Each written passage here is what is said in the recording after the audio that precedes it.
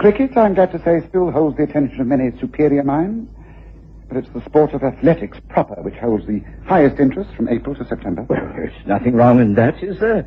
I was a keen runner and long jumper in my youth, and not bad at throwing the hammer, either. Oh, a sport for its own sake, of course, is very fine, but the pastime is now attracting the attention of the bookmakers.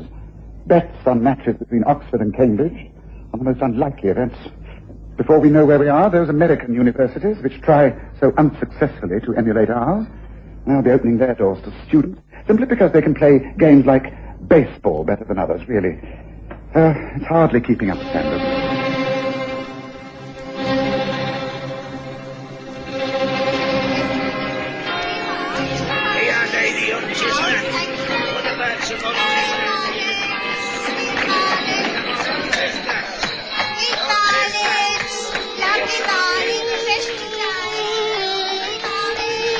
We present the Stories of Sherlock Holmes.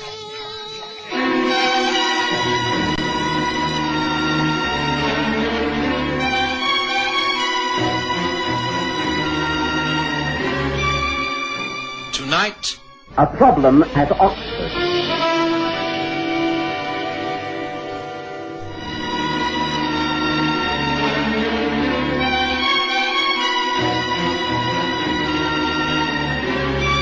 It was but 2 days after Holmes had expressed his doubts about British sporting habits with reference to universities that I found Sherlock Holmes at the task of answering letters.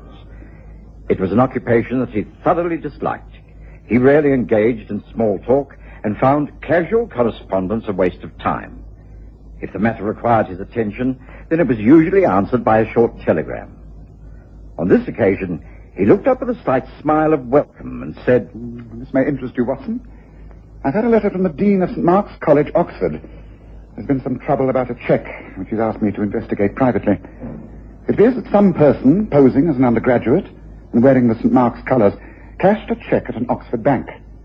Later, Lord Farewell, from whose private account the cheque was drawn, denied all knowledge of the transaction and claims the signature is a forgery. Not unnaturally, the Dean would prefer to have the problem solved without publicity." How much was the amount? £100. Quite a tidy sum, even for Lord Farewell. Actually, I know the young fellow slightly. His father is the Earl of Hartland, and we soldiered together out in India. I was able to treat his wounds after a skirmish near Rawalpindi. Then you must be interested. I've wired the Dean saying that I'll accept his invitation to travel down to Oxford tomorrow morning. Are you able to accompany me? I can manage a day off. Yes, I think I'd like that, Holmes. Thank you.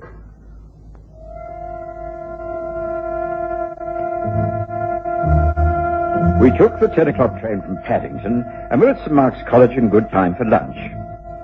The Dean entertained us with a most pleasant meal, refusing to discuss the reason for our visit until we had eaten and were comfortably seated in his study. Now to business. I have here on my desk the returned cheque about which Farewell denies all knowledge. He states that he did not make it out and that the signature is a forgery. May I see? Thank you. The amount and date are typewritten. Only the signature is in ink. Quite. I understand that typewriters are as easily identified as handwriting, and this newfangled business of taking people's fingerprints. Oh, yes. To the observant, typewriter key impressions are very easily identified. There are typewriters available in the college, of course. In the staff room, yes. The college business employs them. I can't say if there are private ones used by undergraduates.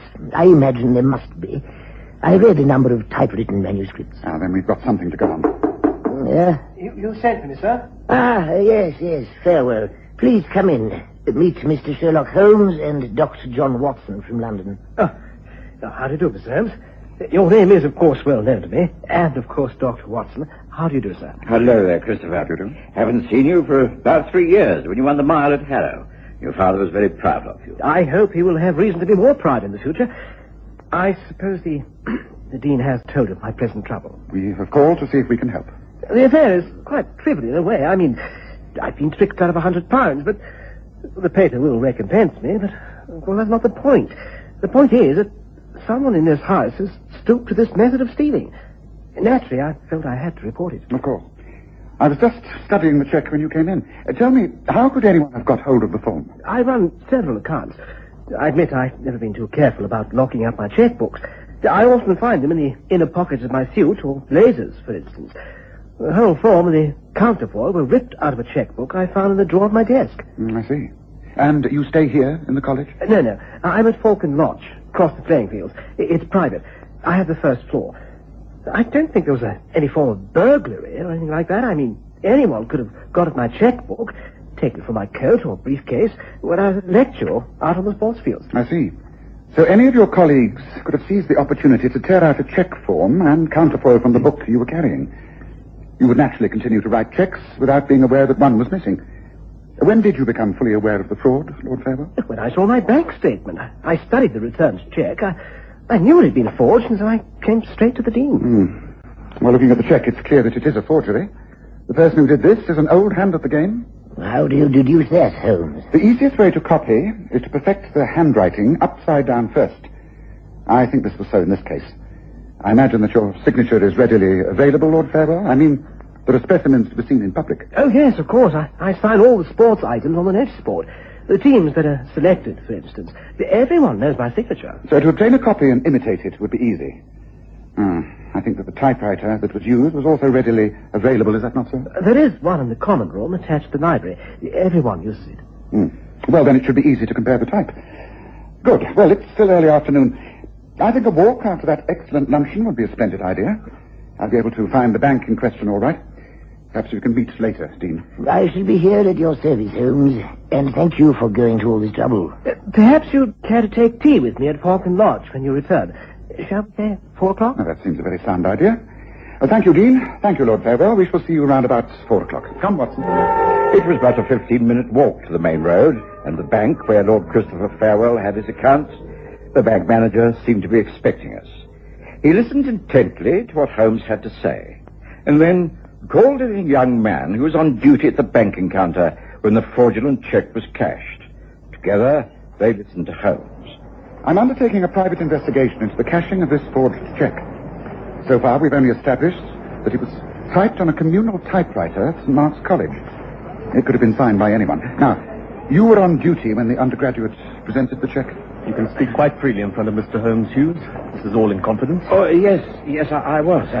I must tell you that I've not been working here for very long, and the Oxford undergraduates who use this bank are not known to me. But you would be able to give a description of this one. Oh, Do you yes. remember him? Oh, yes. It was a very rainy afternoon, and we were near to closing hours, and he came in wearing a wet mackintosh and the St. Mark's College cap, and he had a scarf of the same colours wrapped around his neck. In other words, quite muffled up. You could only see his hands and face. That's right. All I can really remember is that, well, he wore spectacles, the thin steel-rimmed kind, and he peered a bit through them. Did he speak to you? Oh, just a few words. I can't recall exactly what they were. It was something like a rough afternoon. Please cash this for my friend. Did he have any sort of accent? No. He seemed to be choosing his words very carefully and speaking quite precisely in a rather affected English. Quite common in undergraduates at Oxford. Anxious to be correct in every way. Anything else you observed? Only that when I gave him the £100 in notes, he placed them in an envelope that he had with him, and he wrote the amount on the outside. He did? It's a very strange thing to do. I wonder why. Oh, I don't know. Oh, and there is one more thing I noticed. He wrote with his left hand. Ah, I see. Well, thank you very much, Hughes. Thank you, sir. You've been most kind in granting this interview. I am sorry we could not have been of more help. You have been exceedingly helpful. Come, Watson. We shall be late for tea at Falcon Lodge. Good afternoon to you, sir. Do help yourself to more cucumber sandwiches whenever you wish, Mr. Holmes. I always take tea down here on the ground floor terrace. Thank you. I rarely eat at this time of the afternoon. Dare I inquire if you're any farther forward in your investigations? I think a little, yes. Tell me, have you anyone in this college who is an American, short-sighted, and left-handed? Goodness gracious me, what a question. It's a 3-part one, too. Well, the answer is yes. There is a man here who is an American, Guy Lewis. He's left-handed, and he is rather short-sighted. He wears those American steel-rimmed spectacles. You know the kind. Is he a friend of yours? No, not really. I always feel so ill at ease with foreigners. But he is an extremely fine sportsman. Excellent oarsman, good runner. Could well get his blue this term. Why? Because evidence is building up against him. Is he in need of money, do you know? Dashed if I know. I shouldn't think so. His family hid it rich in the Yukon or some outlandish place. Are you suggesting that he is the man who forged my signature? No, I'm simply trying to establish facts. And the facts are that he fits the description of the person who... Gracious, what was that? It sounds as though it came from the floor above. But my study is directly above this It's locked. I've taken the precaution of locking everything up since this business of the check. I wondered, do you think that... I think we should go up to your rooms immediately, Lord Farewell. Perhaps someone is still intent upon tricking you out of even more money. Shall we go? The rooms occupied by Lord Farewell were small and self-contained. They consisted of bathroom and shower, a small bedroom, and a large sitting room, which was also used as a study. They were directly above the dining room, kitchen, and terrace room. It was a few moments before we could climb the stairs and unlock the main door. Then there was a small passage into the sitting room. That door was also locked. Christopher Farewell had his keys, and soon we were standing in the elegantly furnished apartment. It was immediately clear that there had been an intruder. A chair near the window had been overturned. The window itself was open, with lace curtains flapping in the breeze. Great heavens, someone's just been in here. The drawer of my desk is open. Yes, well, whoever it was got away through that window. My bureau, the lock's been forced. Part of my stamp collection. It's missing. The latest stamps. I was about to paste them into the album. They're very valuable stamps. They've gone. You were right, Mr. Holmes. Someone is intent on getting money from me. Now, what on earth are we to do? Remain calm.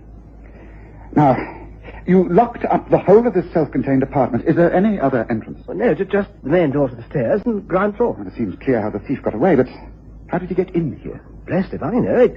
He couldn't have been in here before I'd locked up. I went into all my rooms, washed my hands, changed my blazer, collected my keys. It's impossible. Well, then I think I'd better examine the window. Yes, I see that there's a flat roof right outside here. A stretch of about 7 feet before the drop into the grounds. One can actually get out onto the lead surface, yes. Do be careful, Mr. Holmes. Yes. Yes, that's it. Yes, this must be the roof over the terrace rooms. 2 bays. I suppose it is possible to jump down. It's quite a drop, all of 10 to 12 feet. What have we here? There are numerous indentations in the lead. But this looks recently made. It's here by the guttering. Most curious. It couldn't have been made by a ladder. A rope, perhaps? No. It's too broad for that. That's quite a mystery. Well, shall we go down and examine the earth beneath? Yes, please. Then you better make a thorough search of all your belongings and report the whole incident to the Dean. Come, there's nothing more to be gained out here.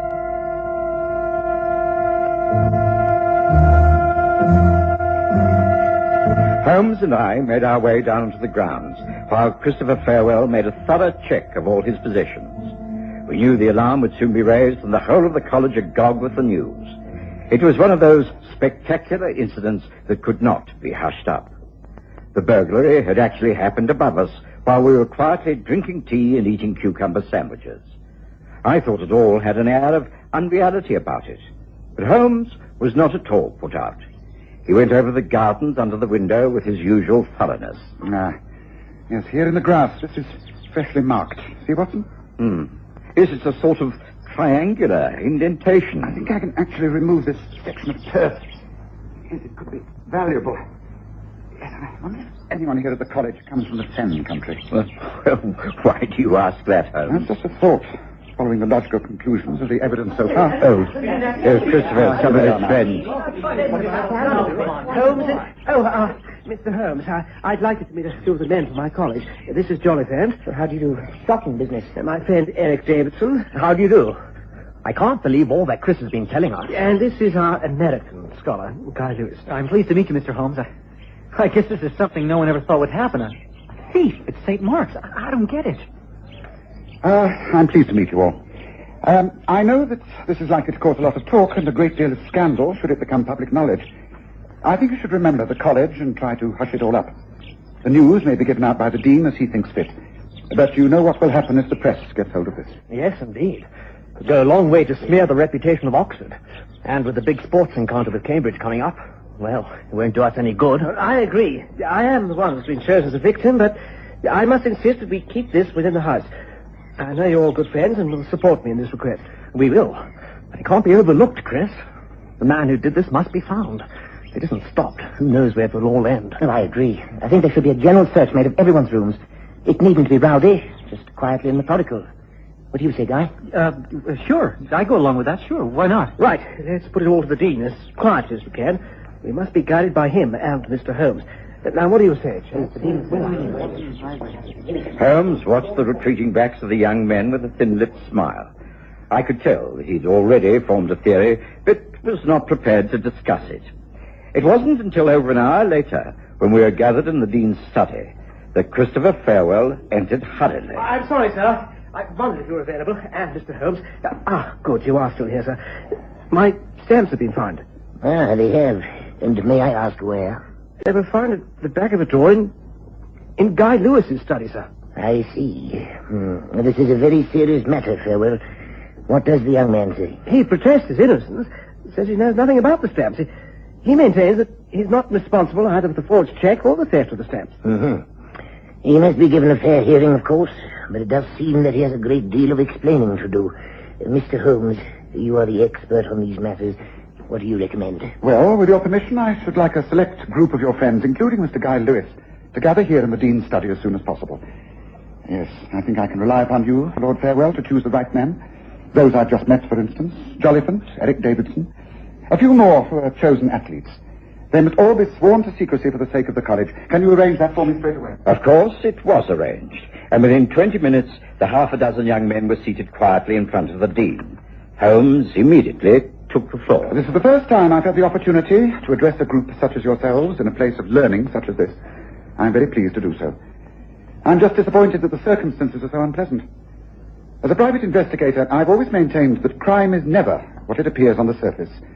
Not big crimes or international intrigues, or small crimes such as fraud and theft. I don't think the trouble here lies with the usual motives of love or money. As you all know, Lord Farewell has been cheated out of £100 and has had part of a stamp collection stolen. He's the first to admit that these are petty crimes, but they are not what they appear on the surface. Oh, no. If I can reveal the name of the person responsible for all this trouble, would you drop any charges against him, Lord Farewell? If it were for the sake of the college, then yes, of course I would. And what does the sake of the college mean? It means maintaining the good reputation that St. Mark's has when entering for the next games. Is that not so? I'm afraid that is where the danger lies. Athletics is a branch of sport that has hitherto been almost entirely free from professionalism and the evils of betting. But now, competition has risen to such a state that it has become work and not play. Now, this is the basic reason for the petty crimes we are investigating. A most interesting thesis, Holmes, but I'm blessed if I can see how. Well, let me show you. But first, to get back to the crimes themselves. Excuse me, sir. Wouldn't it be better if we just asked the man himself to admit his guilt? Quite.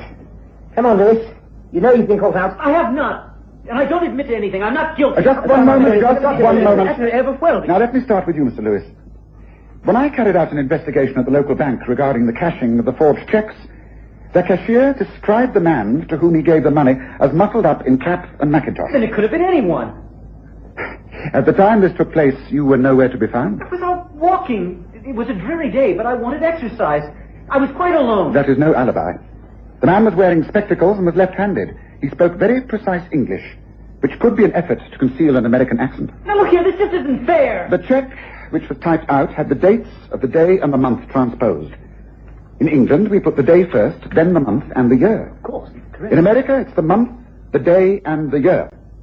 All this adds up. As the stamps were found in your study, the case against you looks complete. But, as I have said, most crimes are not what they appear. Supposing there was someone in the college who wanted you to be disgraced, dismissed from the college and the sports, then wouldn't it be a simple matter to imitate you?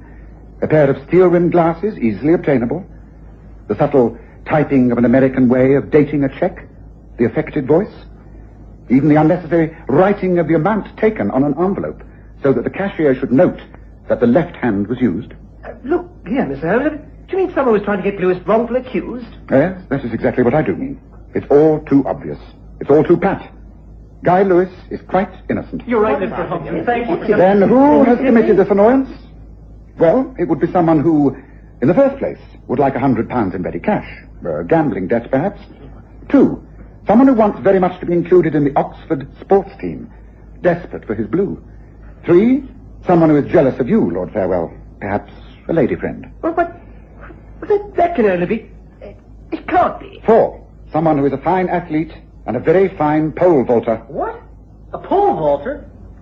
None of us is a pole vaulter. Except Eric Davidson, Lord Farewell's best friend. A man whom I suspect is rather in debt. A man who is in love with your current lady friend, Lord Farewell. A man who is desperate to get into the Oxford team and has probably got a lot of money on certain events, particularly the pole vault. The distance from the ground to the lead roof outside your rooms is over 10 feet, Lord Farewell. Eric Davidson is the only one who can clear that distance. At least, according to your sporting records, which I took care to examine. This isn't true. You can't prove a thing against me. No, I think we can.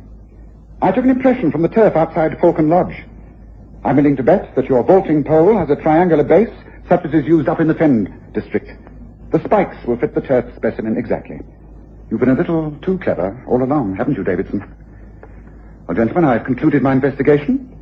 If you examine all the facts I place before you, you'll find my conclusions are perfectly correct. What steps you take against this man, who has so outmaneuvered you, is not my business. I just regret that jealousy and deception can exist to this degree in an institution such as this. Well, that is all. Would you excuse us, Dean? I think there is a diner on the 9 o'clock train back to London, Watson. Shall we go? It was some weeks after this that Holmes paused while refilling his pipe and turned the newspaper over to the back pages. There were the sports results in full. Ah. I see that the results are here of the athletics meeting between Oxford and Cambridge. Most interesting. What about young Christopher Farewell? Does it mention him? Oh, yes, quite prominently. St. Mark's acquitted itself well. Good to see that the American Guy Lewis was very much to the fore. He won the sprint events quite easily. And the pole vault? Cambridge won. No mention of Eric Davidson. I imagine he's no longer at St. Mark's. Well, let's hope we never hear about that young man again. He's far too ingenious a mind. The sort of mind that makes a good criminal. Or perhaps a good private investigator? Well, one can only hope, Watson. One can only hope.